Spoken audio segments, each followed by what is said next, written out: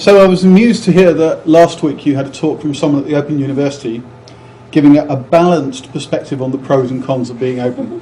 Now, I'm not going to do that. I'm going to do the first half of my talk, and at that stage I'm going to take a sharp left turn into some remarks that I felt compelled to make in response to Neil's talk in particular. And then we'll just see whether there's time for me to finish up, or maybe we'll just stop and we'll do some questions and answers. So, should science always be open is the title I was given for a conference a couple of years ago. And I started out with, by the way, when I say science, this applies to all research. Because I'm a scientist myself, I have to admit I often slip into saying science when I'm in research. But this applies to everything. Arguably the greatest scientist ever, Isaac Newton, not a humble man, but did come up with this very humble thing to say. It's one of the great insights. If I have seen further, he said, it's by standing on the shoulders of giants.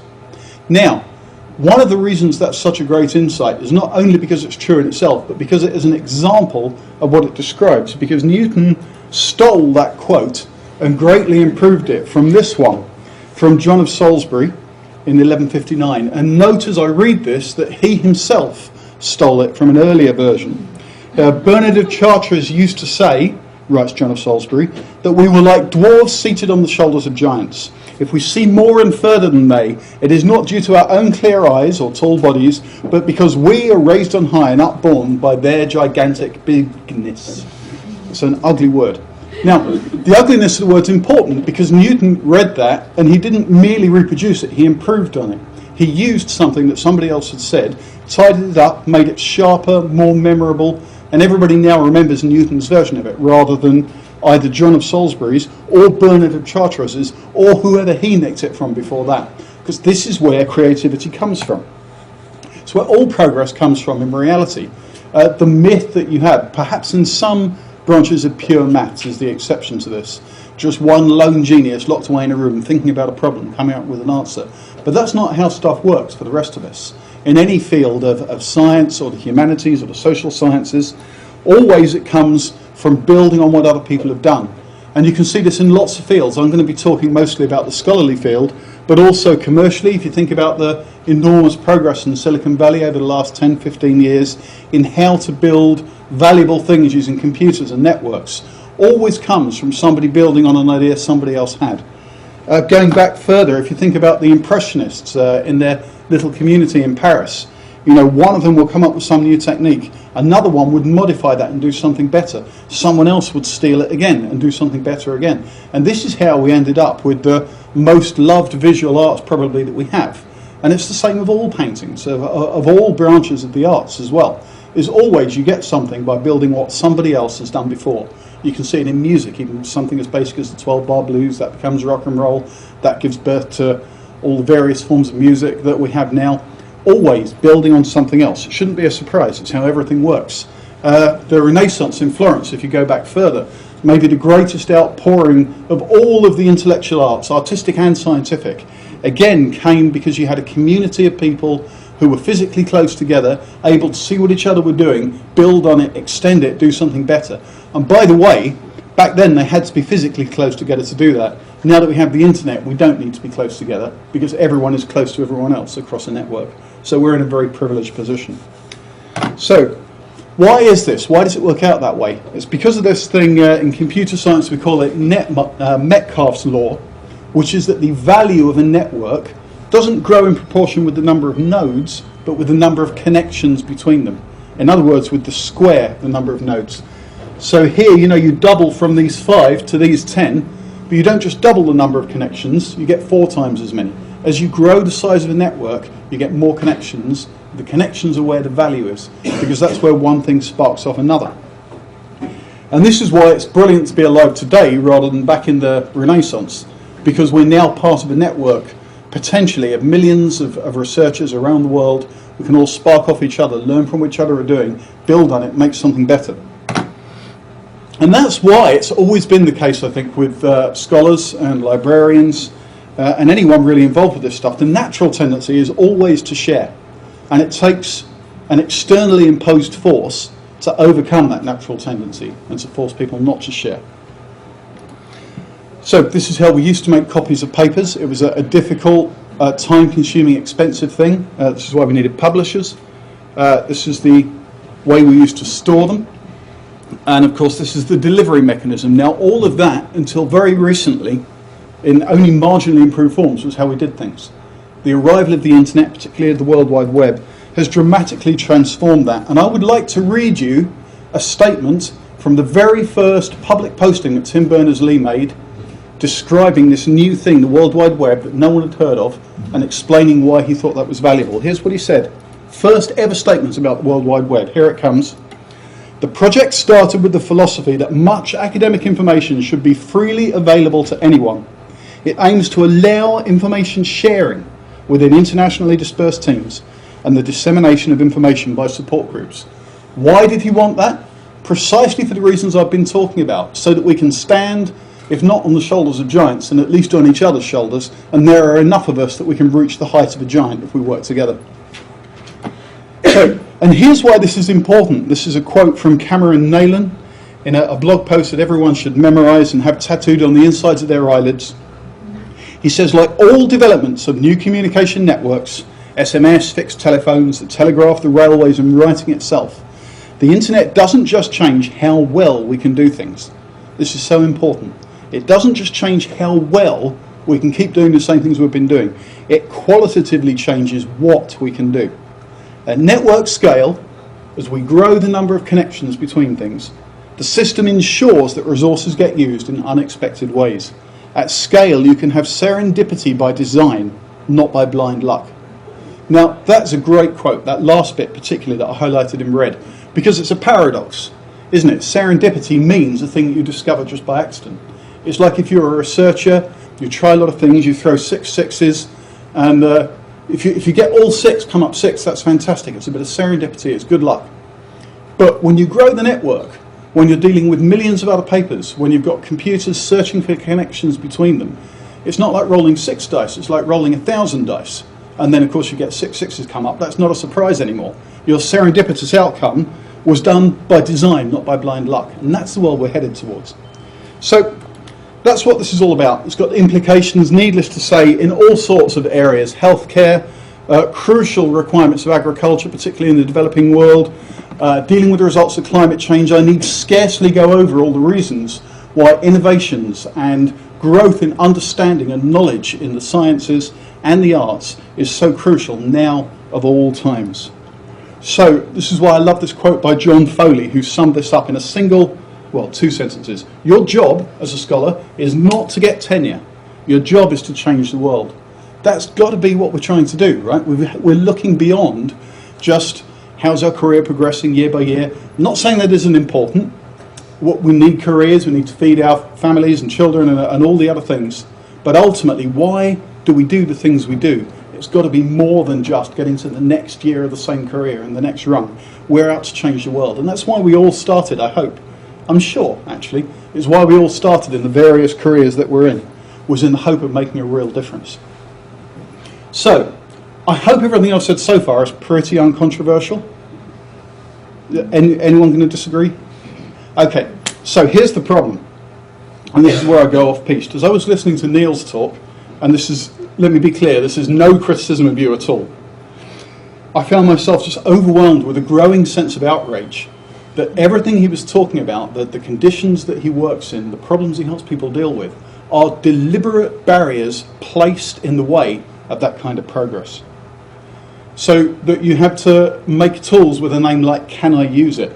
Well, we're trying to change the world here. The answer should be yes, of course. Why the hell not? And then when he started talking about the pyramid of compliance, at first I thought it was one of the Harry Potter books. And then I thought maybe one of the worst Doctor Who episodes. And then ultimately I remembered where I'd heard it before. It's where they take Winston Smith in 1984 when he's going off to be tortured. They take him to the pyramid of compliance. It's a sinister thing. And as you carried on talking about this pyramid, I just found myself feeling like I couldn't not respond to the idea. Now again, I want to be completely clear. I'm not having a go at you. I realise that you're trying to help people in that situation. But I felt an outrage at the situation that they're in and that you're trying to help people with. It's like you're trying to help people navigate a maze full of lethal traps. But someone built that maze. And so what I really want is while definitely we need people like Neil and Becky to help us navigate those mazes while they're there, but can we please at the same time also be working on tearing those mazes down, and crucially, at least in our own work, let's not build any more mazes. At least let's make sure the work that we do is openly licensed and freely available for people to make new and better value out of. I know that the work I do in paleontology, which is my scholarly field, is no great shakes. I'm not going to change the world. But bits of what are in my papers, fragments of work, data sets that I publish, specimen photos, 3D scans, whatever it might be, those are all things that other and better minds can use to do really good, significant science. And I will not erect a barrier that will allow a publisher to prevent people from doing that.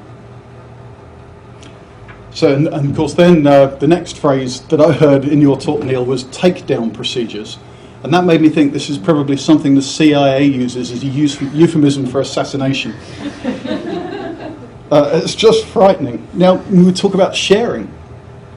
And I want to say something again that I said at lunchtime, so apologies to a couple of you who heard that as well. When we grow up as children, I grew up in the 1970s, and so long before the internet. Sharing means you get less. So if I have 2 cakes and then my sister wants to share with me, what it means is she gets one of the cakes, I'm left with only one of them. Now, we're taught from a young age sharing is good anyway, so that's good.